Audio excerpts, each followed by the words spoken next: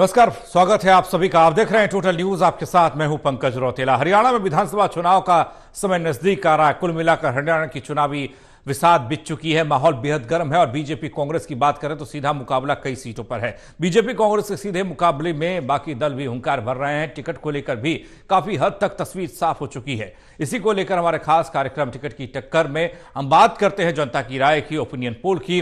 विधानसभा चुनाव को लेकर, उम्मीदवारों के चयन को लेकर क्या जनता और कार्यकर्ता सोचते हैं, जनता की नब्ज को टटोलने का काम करते हैं। हमारी टीम काम करती है। जानने के लिए हमारी टीम राई विधानसभा पहुंची और हर वर्ग के लोगों से उनका ओपिनियन लिया है। आज चर्चा राई विधानसभा सीट पर जनता के ओपिनियन पर करेंगे।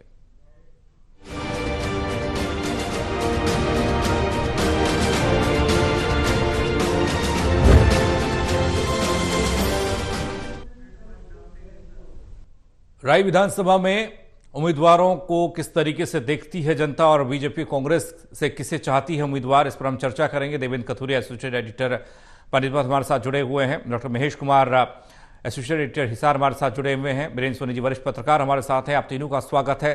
चर्चा करें उससे पहले राई विधानसभा का समीकरण एक रिपोर्ट के जरिए आप तक।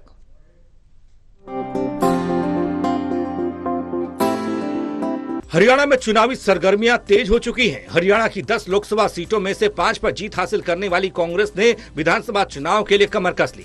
हरियाणा में इसी साल अक्टूबर महीने में विधानसभा चुनाव होने वाले हैं। इस बीच कांग्रेस के टिकट चाहने वालों में जबरदस्त मारामारी देखने को मिल रही है। कई दावेदार ऐसे हैं जिन्होंने लोकसभा चुनाव में टिकट के लिए आवेदन किया था, लेकिन उन्हें टिकट नहीं मिल पाया था। उन्होंने भी विधानसभा चुनाव में टिकट की दावेदारी ठोक दी है। जिन विधानसभा सीटों पर कांग्रेस के मौजूदा विधायक नहीं हैं, वहां भी टिकट के लिए मारामारी मची है। हरियाणा में तीसरी बार पूर्ण बहुमत की सरकार बनाने के लिए बीजेपी के रणनीतिकार पूरी जी जान से लगे हुए हैं। यही सब जानने के लिए हमारी टीम हरियाणा के सभी विधानसभा क्षेत्रों में पहुंच रही है और जनता का ओपिनियन लिया जा रहा है। इसी कड़ी में टोटल न्यूज की टीम 1 अगस्त को राई विधानसभा क्षेत्र पहुंची, जिसका सैंपल साइज 200 है।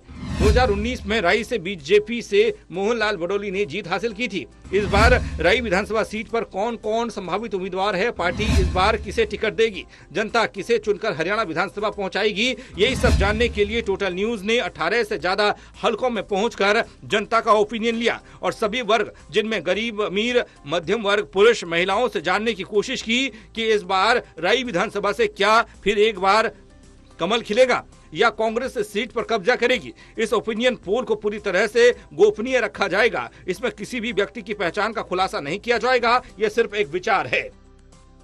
इसका चुनाव से कोई लेना देना नहीं है। Election desk, total news. तो राई विधानसभा के सियासी समीकरण की बात करते हैं। देवेंद्र, चर्चा की शुरुआत आपसे करने जा रहे हैं। कितनी महत्वपूर्ण ये सीट है और यहाँ का सियासी मुकाबला, सियासी समीकरण, चाहे वो जातिगत हो या फिर कुछ और, क्या कहते हैं?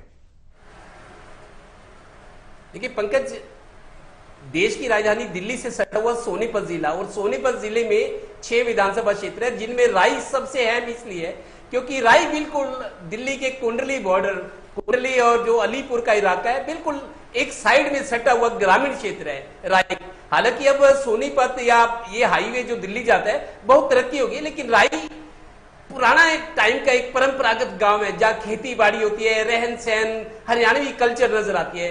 खैर, राई में बहुत साल पहले की बात करें, बीजेपी के आने से पहले, जब बीजेपी ने अपने बूते सरकार बनाई, यहाँ कभी लोकदल ने राज किया है जी।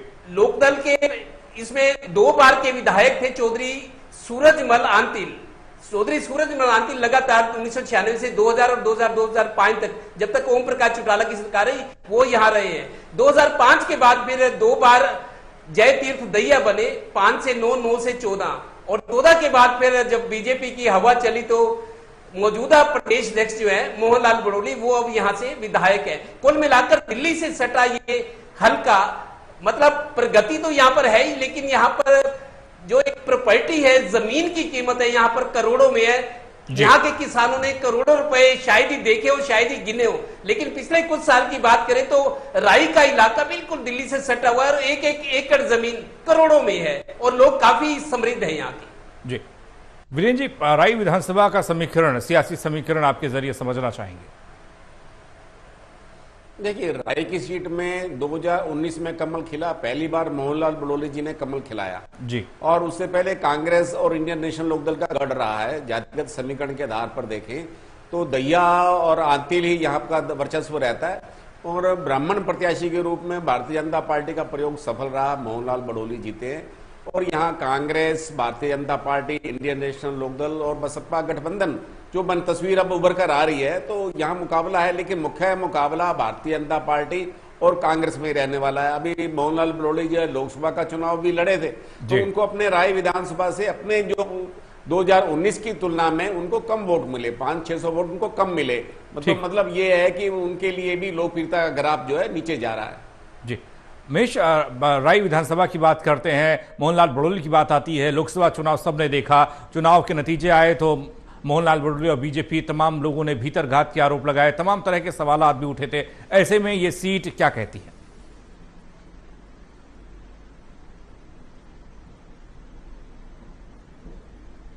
देखिए, दो तरह की परिस्थितियां यहां पर बनेंगी। एक स्ट्रेंथ की बात करता हूं मैं, एक वीकनेस की बात करता हूं। स्ट्रेंथ ये है कि भारतीय जनता पार्टी के पास बेहतरीन संगठन है, स्ट्रेंथ ये है कि केंद्र में उनकी सरकार है, स्ट्रेंथ ये है कि हरियाणा प्रदेश में 10 साल से उन्होंने सरकार चलाई। अब वीकनेस पर आते हैं। वीकनेस ये है कि 10 साल तक भारतीय जनता पार्टी हरियाणा में सरकार चलाई, ये बात जो है परेशानी का सबब बन सकती है। एंटी इनकमेंसी अगर पैदा हुई है तो इन 10 सालों के दौरान हुई है। नायब सिंह सैनी जबरदस्त कोशिश कर रहे हैं एंटी इनकमेंसी के स्तर को घटाए रखने की, उसे तब्दील करने की, उसे बेहतर बनाने के लिए पॉजिटिव जो वाइब्रेशंस है वो पैदा करने की कोशिश नायब सिंह सैनी कर रहे हैं, काफी हद तक कर रहे हैं, काफी कामयाबी भी मिल रही है। लेकिन ये कामयाबी उस स्तर की नहीं है कि सत्ता के परिवर्तन को वो रोक सके। फिलहाल तो इस तरह की परिस्थितियां नजर आ रही हैं। भारतीय जनता पार्टी की भी सबसे बड़ी परेशानी यही है कि 10 साल तक राज चलाना और राज के चलने से जो निराशा पैदा हुई है वो यहाँ पर भारतीय जनता पार्टी की सबसे बड़ी चिंता है। और मोहनलाल बड़ोली का मैं जिक्र करूं तो यहाँ पर बड़ा नाम है और जाहिर है टिकट को लेकर किसी भी तरह की परेशानी का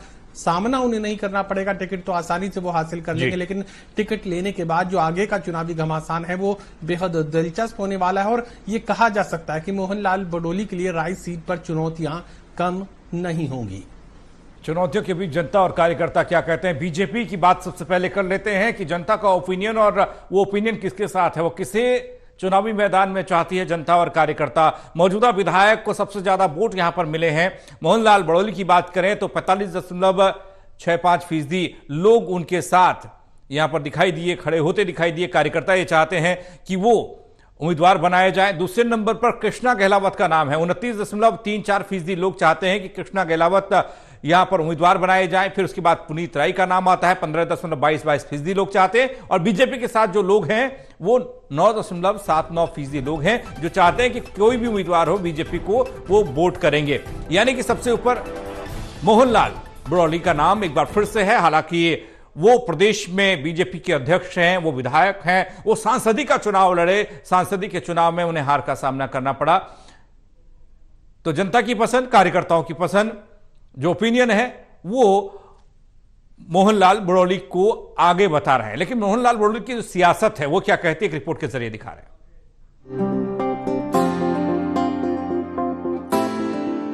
राय विधानसभा सीट से बीजेपी के प्रमुख दावेदारों में मोहनलाल बड़ोली का नाम सबसे आगे है। मोहनलाल बड़ोली वर्तमान में बीजेपी के प्रदेश अध्यक्ष हैं, राय सीट से विधायक भी हैं। 62 वर्षीय मोहनलाल मूल रूप से सोनीपत के बड़ोली के रहने वाले हैं। वह पेशे से किसान और व्यवसायी हैं। बड़ोली की शैक्षणिक योग्यता की बात करें तो वह 10वीं पास हैं। बड़ोली बीजेपी के संगठन से जुड़े रहे हैं, जबकि आरएसएस से भी उनका गहरा नाता रहा है। वह 1989 से आरएसएस के सदस्य हैं। वह पूर्व में सोनीपत बीजेपी के जिला अध्यक्ष रह चुके हैं, जबकि वर्तमान में प्रदेश महामंत्री हैं। 1995 में बीजेपी ने उन्हें मंडल अध्यक्ष बनाया था। बीजेपी ने 2024 लोकसभा चुनाव में उन्हें सोनीपत से टिकट दिया था, लेकिन उन्हें हार का सामना करना पड़ा था। मोहनलाल बड़ोली को कांग्रेस के सतपाल ब्रह्मचारी ने हराया था। मोहनलाल को 5,26,866 वोट मिले थे, जबकि सतपाल ब्रह्मचारी को 5,48,682 वोट हासिल हुए थे। आईएनएलडी सरकार में वह बीजेपी एकमात्र प्रत्याशी थे जिन्होंने मुरथल से जिला परिषद का चुनाव जीता था। 2019 विधानसभा चुनाव में बीजेपी ने उन्हें सोनीपत की राई सीट से टिकट दिया था और उन्होंने यहां से जीत हासिल की, जबकि राई कांग्रेस का गढ़ माना जाता है। 2020 में बीजेपी ने उन्हें सोनीपत का जिला अध्यक्ष नियुक्त किया। 2021 में उन्हें प्रदेश महामंत्री बनाया गया। 2024 में दोबारा इस पद के लिए चुनाव हुआ और वो चुने गए। बीजेपी ने 2024 के लोकसभा चुनाव में उन्हें प्रदेश चुनाव समिति में भी शामिल किया था। Election desk, total news.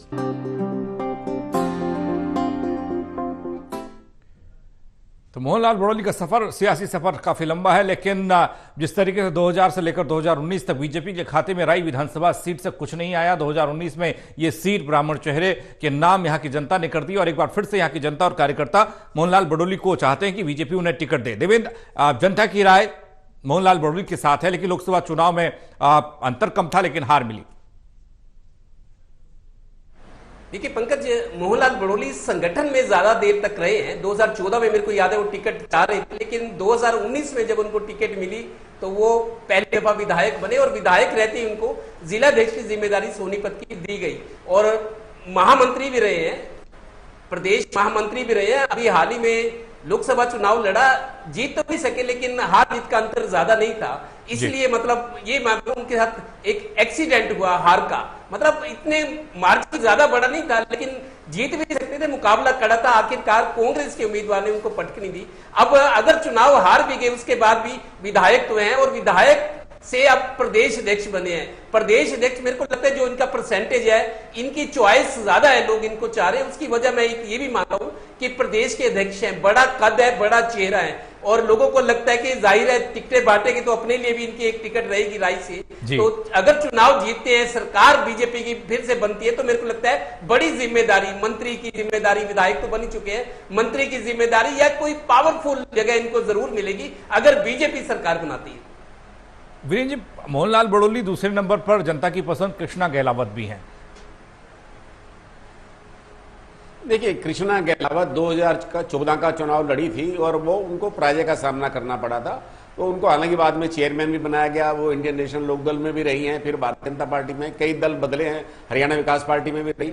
तो अब मुझे नहीं लगता कि उनकी कोई संभावनाएं हो सकती हैं, क्योंकि अब वो उतना उनका जनाधार भी नहीं है और राजनीति में उनका जो सक्रियता होनी चाहिए थी वो दिखाई नहीं दे रही। हाँ देखिए, ये यहाँ मोहनलाल बड़ौली को जो 45% मत मिल रहे हैं, मुझे लग रहा है कि उनको 80% मिलने चाहिए थे अगर वो उतने लोकप्रिय होते, क्योंकि प्रदेश अध्यक्ष भी हैं और उनका कोई विकल्प भी नहीं है। लेकिन मुझे लगता है कहीं ना कहीं उनकी लोकप्रियता में गिरावट आ रही है। संगठन के लिए तो समर्पित हैं, संगठन के अच्छे कुशल कार्यकर्ता हो सकते हैं, लेकिन जनता में जो छवि होनी चाहिए थे, जनप्रिय नेता होने चाहिए, तो उसमें कहीं ना कहीं उनको जो है चोट लग रही है। देखिए, लोकसभा चुनाव में भी उनको अपने विधानसभा क्षेत्र से, राय से इतनी बड़ी बढ़त नहीं मिलनी जितनी की अपेक्षा की जा रही थी। तो ऐसे में अगर पार्टी उनको चुनाव नहीं लड़ाती तो नए चेहरे के रूप में पुनीत का भी एक अवसर उपलब्ध हो सकता है। अब ये पार्टी को तय करना है कि मोहनलाल बड़ौली खुद चुनाव लड़ेंगे या दूसरे कार्यकर्ताओं को चुनाव लड़ाएंगे। जी महेश, एक चेहरा, लोकप्रियता बड़ा फर्क डालती है सियासत में। अगर यहां देखा जाए तो मोहनलाल बड़ौली को लेकर वीरेंद्र जी का कहना है कि उतना लोकप्रिय चेहरा नहीं बता रहे हैं ये आंकड़े जितना होना चाहिए, क्योंकि प्रदेश अध्यक्ष की जिम्मेदारी बड़ी जिम्मेदारी होगी। बड़े नेता अगर आपके यहां से चुनाव लड़ता है तो उसकी भूमिका भी बड़ी होगी। जनता इसको सोच समझ कर विचार करती है इस पर।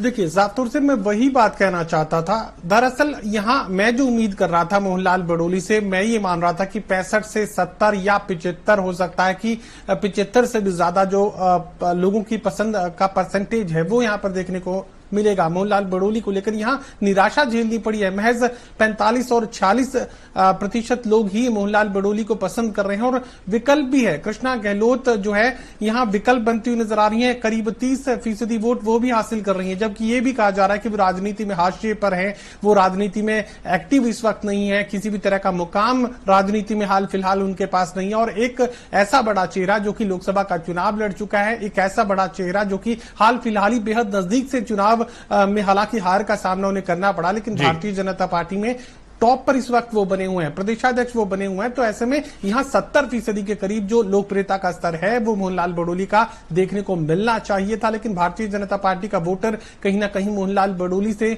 निराश जरूर है और यही वजह कि जो पास परसेंटेज है यहां पर वो ही देखने को मिल रहा है। मेरिट में यहां पर मोहनलाल बड़ौली नजर नहीं आ रहे।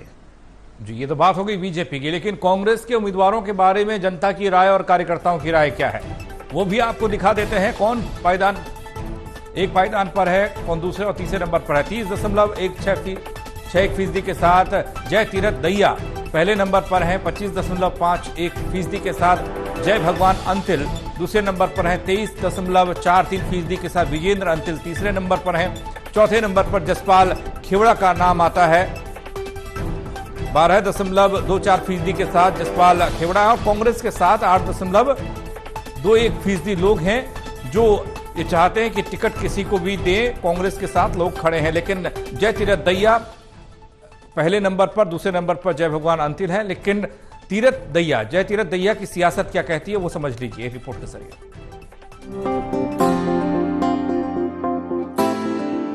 सोनीपत की राई विधानसभा क्षेत्र से कांग्रेस के प्रमुख दावेदारों में से पूर्व विधायक जय तीरथ दहिया भी हैं, जिन्होंने चुनाव के लिए अपनी ताल ठोक दी है। पेशे से वकील हुड्डा की करीबियों में जय तीरथ का नाम आता है। इनका पैतृक गांव बड़ खालसा है। इनको भी विरासत में राजनीति मिली है। इनके पिता स्वर्गीय रजक राम ने 1967, 72 और 1977 में राई विधानसभा से चुनाव लड़ा और जीत हासिल की। भजनलाल सरकार में उनके पिता रजक राम सिंचाई मंत्री भी रहे, राज्यसभा सदस्य भी रहे। चौधरी रजक राम सोनीपत जिले में हिंदू एजुकेशनल सोसाइटी और गुरुकुल मटिंडू से जुड़े थे। वो महाराजा सूरजमल ट्रस्ट के आजीवन सदस्य भी थे। जय तीरथ ने कांग्रेस के टिकट पर 2009 का पहला चुनाव राय विधानसभा से लड़ा और इंडियन नेशनल लोकदल के उम्मीदवार को करीब 4,666 मतों के अंदर से हरा दिया। 2014 में कांग्रेस, बीजेपी और इनेलो के मुकाबले में भी दहिया ने बाजी मारी और 3 मतों के अंतर से यहां से जीतकर विधायक चुने गए। जय तीरथ हुड्डा की करीबियों में से प्रमुख चेहरा हैं। पेशे से वकील होने के नाते राजनीति में माहिर हैं। पार्टी में इनकी गिनती कद्दावर नेताओं में होती है। Election desk, total TV.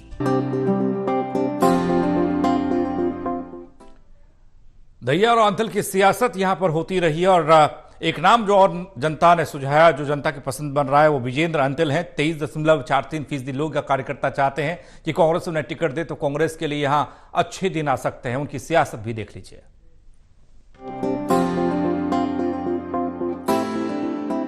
Sonipat की 6 विधानसभा में से महत्वपूर्ण विधानसभा राई है। दिल्ली से सटी राई विधानसभा में सबसे ज्यादा अंतिल गोत्र के करीब 22 और दहिया गोत्र के 12 गांव आते हैं। इस सीट पर कांग्रेस के कई दावेदार हैं। विजेंद्र अंतिल टिकट के दावेदारों में से प्रमुख चेहरा हैं। इनको राजनीतिक विरासत में मिली है। इनके पिता सूरजमल अंतिल 1996 से 2000, साप पार्टी 2000 से 2005 INLD से विधायक रहे हैं। राई में MLA बनने के बाद Murthal college, PSC, power house और कई काम करवाए। राजनीतिक परिवार से ताल्लुक रखने वाले विजेंद्र भी पिछले कई दशक से राजनीति में लोगों की सेवा कर रहे हैं और कई राजनीतिक दलों में महत्वपूर्ण पदों पर रहे हैं। वहीं समाज सेवी होने के साथ साथ खेती बाड़ी और निजी व्यवसाय से जुड़े हैं। कोऑपरेटिव बैंक में भी डायरेक्टर के पद पर रहने के साथ कई शिक्षण संस्थानों के साथ भी जुड़े हैं। कांग्रेस से पहले Vijender Antil Indian National Lokdal party और जननायक जनता पार्टी के प्रमुख पदों पर रहे हैं। 2020 में कांग्रेस पार्टी में शामिल होने के बाद लगातार कांग्रेस के लिए दिन रात मेहनत कर रहे हैं। राहुल गांधी की पदयात्रा से लेकर दीपेंद्र हुड्डा की हरियाणा हिसाब मांगे यात्रा में उन्होंने घर घर जाकर लोगों से यात्रा को सफल बनाने के लिए अभियान छेड़ा। कांग्रेस पार्टी की हाल ही में हुए लोकसभा चुनाव में करीब 38 बूथों पर मिली जिम्मेदारी से विजेंद्र अंतिल ने शानदार प्रदर्शन करते हुए पार्टी के लिए हर बूथ पर बेहतरीन प्रदर्शन किया। लोगों के बीच लगातार बने रहना इनकी जीत का प्रमुख आधार माना जाता रहा है। अगर पार्टी इन पर दांव लगाती है तो ये पार्टी के लिए बेहतरीन उम्मीदवार हो सकते हैं। Election desk, total news.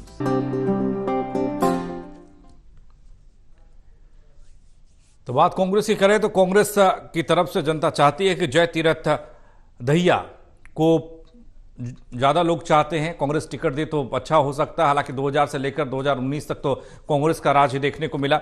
Devendra, आप कांग्रेस के नाम को लेकर जनता जिस तरीके से पसंद अपनी बता रही है उसको किस तरीके से देखें? देखिए पंकज, हालांकि जय तीरथ दहिया 2 बार जब भूपेंद्र हुड्डा मुख्यमंत्री थे 2005 से 9 से 14, उन 10 साल में 2 बार लगातार जय तीरथ दहिया राई के विधायक थे। कांग्रेस से एडवोकेट है, सोनीपत में प्रैक्टिस भी करते हैं और एक अच्छी बात यह है कि इनकी छवि अच्छी है, शरीफ नेता, मतलब लोग इज्जत करते हैं। इसके बाद देखें जयप्रकाश आंतिल और विजेंद्र दहिया, विजेंद्र आंतिल को लेकर मैं जरूर कहूंगा, विजेंद्र आंतिल की जो स्क्रीत है, उनके पिता 2 बार 1996 से 2000 तक, 2000 से 5 तक चौधरी सूरजमल आंतिल विधायक रहे हैं उन्होंने मूर्थल कॉलेज बनवाया, बहुत सारे काम किए, शिक्षण संस्थाओं से, सामाजिक संस्थाओं से जुड़े रहे। तो विजेंद्र आंतिल को लेकर जो उनकी सक्रियता मैंने देखी है, अभी भी, हालांकि उनके पिता तो थे लेकिन उन्होंने उस परंपरा को आगे बढ़ाया, राजनीतिक विरासत इनको मिली है पिता से। तो आजकल काफी मैं इनको सक्रिय देख रहा हूँ, शैक्षणिक संस्थाएं हो, सामाजिक संस्थाएं हो, उनमें जाते भी हैं, लोगों की मदद भी करते हैं। और इस बार मेरे को लगता है क्योंकि गैप आ गया है इनके पिता के बाद और इनमें राजनीतिक विरासत तो है ही, लेकिन जो विधायकी परिवार में नहीं रही, तो इन दिनों में मैंने सोनीपत में काफी लोकसभा चुनाव में देखा भी सही, तो इन्होंने लोकसभा चुनाव में सतपाल ब्रह्मचारी के लिए बहुत काम किया। जैसा ये बताते हुए कि 38 बूथों पर जबरदस्त कामयाबी मिली कांग्रेस को और कांग्रेस को जितवाने में इनकी भूमिका रही। तो उस लिहाज से विजेंद्र आंतिल भी मैं समझता हूं एक पात्र ही नहीं है, एक सशक्त दावेदार भी हैं। हालांकि जयतीर्थ दहिया भी हैं, जय भगवान आंतिल भी है। तो विजेंद्र आंतिल की सक्रियता को देखकर, इनकी पारिवारिक पृष्ठभूमि को देखकर और गांव में जो पकड़े, और सबसे खास बात जो ये अक्सर बताते हैं कि किसी एक गोत्र के 22 गांव है राई में जी, आंतिल गोत्र जो है 22 गांव इस हलके में पड़ते हैं, उसका इनको फायदा मिल सकता है, जिस वजह से ये पार्टी से टिकट की मांग कर रहे हैं और शायद ये भी चाह रहे हैं कि पार्टी टिकट दे तो मैं जीत कर भी दे सकता हूं, इस तरह का दावा भी ठोक रहे हैं।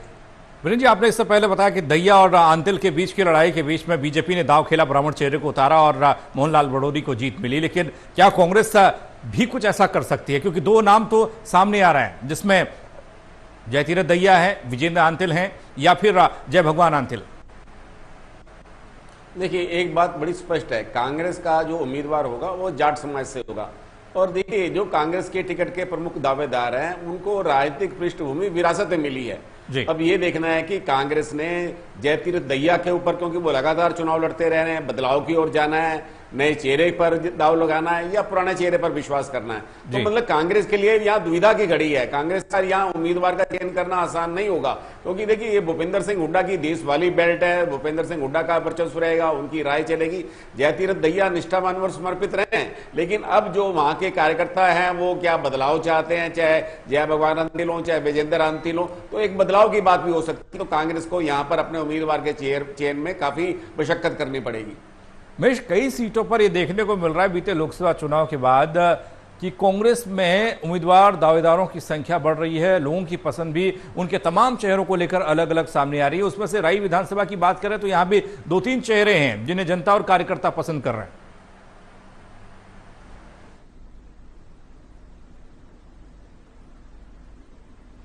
देखिए, संशय की स्थिति जरूर यहां पर कांग्रेस पार्टी के लिए बनती हुई नजर आ रही है। स्पष्ट रूप से यह नहीं कहा जा सकता कि किसी एक नाम को लेकर बहुत ज्यादा स्वीकार्यता का स्तर जो है जनता में देखने को मिल रहा है। कह सकते हैं कि मुकाबले की स्थिति यहां पर नजर आ रही है और कमोवेश कांग्रेस पार्टी के साथ ज्यादातर सीटों पर इसी तरह की परिस्थिति बनी हुई है। संभावित उम्मीदवारों की संख्या काफी ज्यादा होने की वजह से उनकी पसंद को लेकर जो परसेंटेज है वो लगातार छोटे छोटे हिस्सों में बढ़ता हुआ नजर आता है। और यहां पर भी जो है जयतीर्थ दहिया हालांकि सबसे बड़े पसंदीदा उम्मीदवार के रूप में सामने आ रहे हैं, पसंदीदा नेता के रूप में सामने आ रहे हैं, लेकिन यहां मुकाबले की स्थिति भी है। उनके पीछे पीछे दो जो नाम यहां पर जाहिर किए गए हैं उसको लेकर यह कहा जा सकता है कि ये जो मुकाबले की स्थिति बनी हुई है, कांग्रेस पार्टी को अब खुद ये तय करना है कि किस आधार पर उन्हें अपने उम्मीदवार का चयन करना है। क्या जाट उम्मीदवार को ही चुनावी मैदान में उतारना कांग्रेस पार्टी पसंद करेगी? और जयतीर्थ दहिया हालांकि एक अच्छा विकल्प कांग्रेस पार्टी के लिए साबित हो सकते हैं, लेकिन अगर किसी दूसरे विकल्प की तलाश भी अगर कांग्रेस पार्टी करेगी तो ये जो जरूरत है, ये तलाश है, वो आसानी से पूरी हो सकती है। चलिए, बहुत शुक्रिया आप तीनों का हमारे साथ जुड़ने के लिए। तो ये तो जनता की राय है, जनता चाहती है कि वो उनके हिसाब से टिकट पार्टी दे जो उम्मीदवार उनके लिए काम कर सकता है, जिसमें राई विधानसभा के तमाम उम्मीदवारों को लेकर, तमाम पार्टियों के उम्मीदवारों को लेकर जनता के ओपिनियन को हमारी टीम ने जानने की कोशिश की, तो उसमें कई नाम निकलकर सामने हैं। हालांकि टिकट देना पार्टी का काम है और वोट देना जनता का काम है। वोट देकर ही जनता विधायक एमएलए बनाएगी, लेकिन टिकट देगी पार्टी, ये देखने वाली बात होगी किसे उम्मीदवार बनाया जाएगा।